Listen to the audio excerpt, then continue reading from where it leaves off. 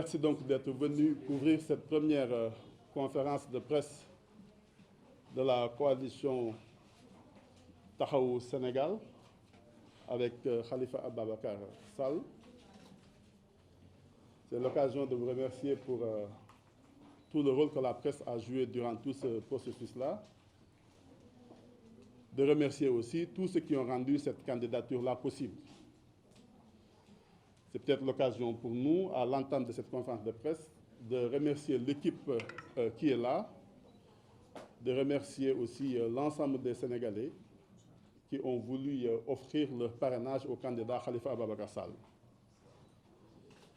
C'est pour nous aussi l'occasion de féliciter et de remercier personnellement M. Idrissa Diallo, qui a été le coordonnateur du parrainage pour le compte de notre coalition, qu'il a fait de telle belle manière qu'en fait nous avons largement dépassé les quotas que nous étions fixés et les quotas que nous avions fixés aux différents départements.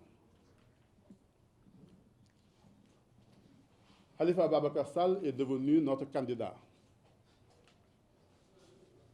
par délibération de nos différents partis. Nous avons donné donc acte de sa candidature et nos différents partis se sont constitués en coalition pour porter sa candidature.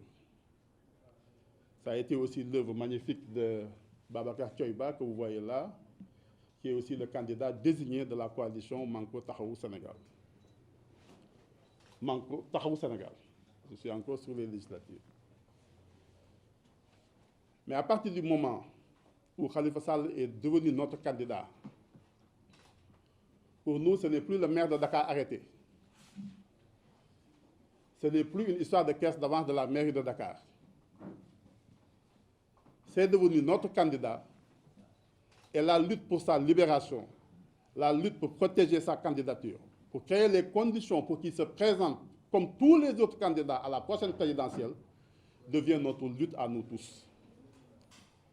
Ce n'est pas la lutte des gens du PS de valeur, ce n'est pas la lutte des conseils municipaux de Dakar, ce n'est pas plus la lutte de Dakar, c'est la lutte de tous les Sénégalais, sensibles aux principes démocratiques et au respect des principes de l'état de droit. Le Sénégal n'est plus une démocratie. Nous ne sommes pas dans une situation de dictature rampante. Nous sommes aujourd'hui totalement installés dans une dictature dans notre pays. C'est juste une dictature subtile. Mais nous sommes dans une dictature.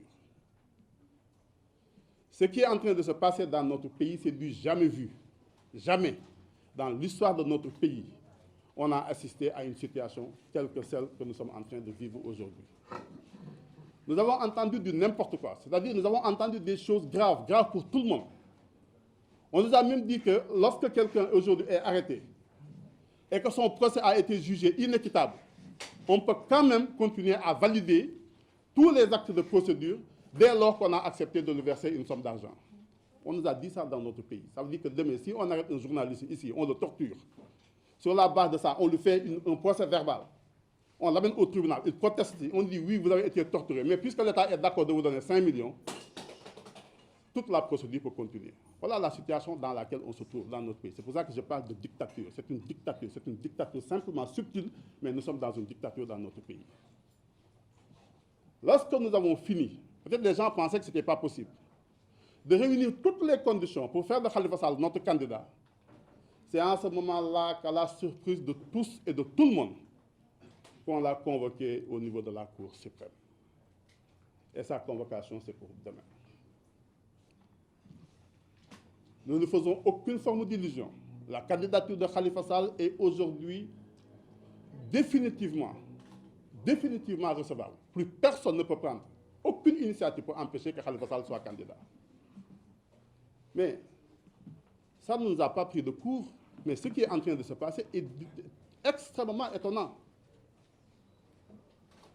Khalifa Sall va aller répondre demain devant la Cour suprême, alors que lui-même avait déjà saisi la Cour suprême il y a 3 ans, au fin de faire annuler le décret, vous vous rappelez, sur l'entente Kadakar. On a oublié cela. Aujourd'hui, vous avez des centaines et des centaines de milliers de dossiers qui sont en souffrance au niveau de la Cour suprême. On a oublié tous ces dossiers-là et on a pensé qu'au seul dossier de Khalifa Ababacar Sall.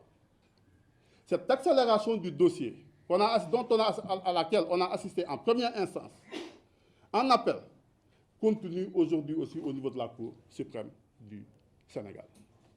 Vous avez aujourd'hui des prisonniers qui font la grève de la faim juste pour être jugés. Vous avez des gens qui sont en train de remuer ciel et terre pour être jugés. On les oublie tous et on ne se concentre que sur le cas de Khalifa Ababacar Sall. Parce que la question n'est pas une question judiciaire. La question est une question strictement politique. L'ingénierie juridique dans cette affaire-là et l'ingénierie judiciaire a simplement consisté à voir comment faire pour que Khalifa Sall ne puisse pas être candidat. Nous devons, nous tous, préserver la magistrature de notre pays. Mais la magistrature aussi, au terme de la Constitution, a le devoir de nous protéger dans nos libertés, de faire en sorte que nous soyons tous égaux devant la loi. Khalifa Sall a les mêmes droits que n'importe quel autre candidat du Sénégal.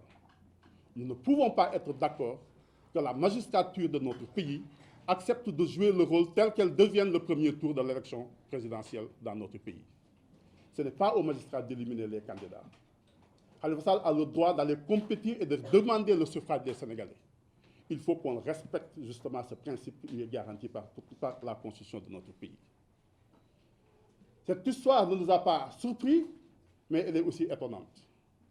Aujourd'hui, au moment où je vous parle, demain on sera devant la Cour suprême du Sénégal. Nous sommes convoqués pour 7 pourvois en cassation, alors que nous en avons déposé 13. Nous sommes convoqués pour 7 pourvois en cassation devant la Cour suprême, nous en avons déposé 13. Or, la Cour suprême ne peut pas, sur une même affaire, se prononcer 2 fois. La Cour est obligée de statuer en une seule et même fois sur l'ensemble des pourvois qui lui sont déposés. Mais nous sommes dans la précipitation. Les gens sont tellement pressés d'éliminer le candidat Khalifa qu'ils oublient de respecter les moindres procédures. Ils oublient même le nombre de pourvois. On n'a même pas pris le temps de répertorier tous les pourvois qui ont été déposés pour les programmer en une seule et même fois. Je ne vois pas dans ces conditions-là comment demain on peut tenir un pourvoi en cassation. Comment demain le juge peut vider le pouvoir en cassation sur cette histoire concernant Khalifa Ababacar Sall. Nous ne pouvons pas d'ailleurs dévoiler tout ce qui se passe dans ce dossier-là, parce que nous sommes aussi dans une stratégie. Demain, pour ceux d'entre vous qui seront au tribunal, vous vous rendrez compte à quel point les gens ont bâclé ce dossier-là, à quel point les gens se sont précipités, à quel point les gens n'ont eu d'œil que de trouver le moyen de bloquer la candidature de Khalifa Ababacar Sall. Ce que nous sommes en train de dire, et j'avais commencé par ça, c'est que oui, nous pouvons rester dans les civilités républicaines. Nous pouvons donner à la magistrature tout le respect que nous devons en tant que citoyens, parce qu'elle constitue un pouvoir dans l'aménagement institutionnel dans notre pays. Mais quand même, les choses ont une limite. On ne peut pas continuer tous, simplement, à faire des dénonciations de principe. Là où c'est les fondements de la République, c'est le fondement de l'état de droit qui sont attaqués. À partir d'un certain moment, et je pense qu'on arrive en ce moment-là, il est temps de dire, il s'attend de dire, maintenant ça en est assez. Doy na sëkk. À la place de cette bataille de principe, des conférences de presse, des déclarations des uns et des autres, toutes les organisations de défense des droits de l'homme en ont parlé. La CEDEAO en a parlé. Les Nations Unies en ont parlé. L'UIP en a parlé. L'UMS, même, qui devait être solidaire de ses propres membres, a dit par son président que nous étions dans une précipitation dans ce dossier-là. Tout est suspect dans cette affaire. À partir d'un certain moment, nous n'avons même plus simplement le droit de nous opposer, de combattre. Nous en avons le devoir. Pas simplement nous autres de la coalition, mais nous tous en tant que nous sommes des citoyens sénégalais, parce que c'est les fondements de notre République et c'est les fondements de l'état de droit du Sénégal qui seront attaqués. Et personne d'entre nous n'aura le droit d'être complice, même si ce n'est que par son propre silence. Je vous...